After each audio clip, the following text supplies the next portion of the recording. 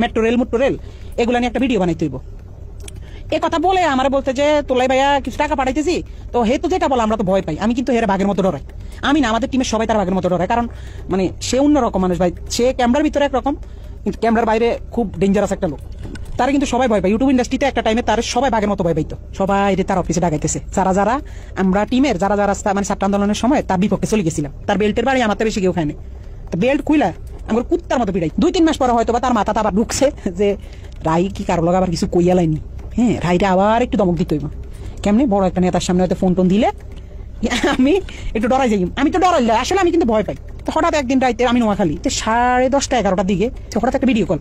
তো ওই দেখি এই তো আবার তলপেটে কামড়ি আল্লাহ এতদিন পর হঠাৎ কল দিয়ে আবার কি জানি কি কয়।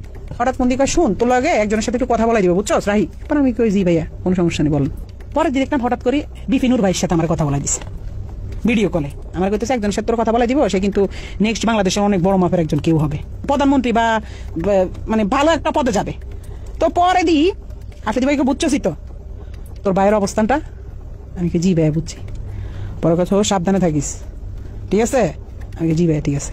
শুধু বুঝাইছে যে তার লগে বিশাল বড় বড় হাত আছে, এই জন্য সে দেশে খুব রিল্যাক্স আছে, মানে বুঝাইছে এটা। 5 আগস্টের পরে 2 মাস 3 মাস সে আসে নাই। তখন আলহামদুলিল্লাহ বলছিলাম যে আল্লাহ সে না আসুক, সে তার মতো থাকুক, আমরা আমাদের মতো থাকি।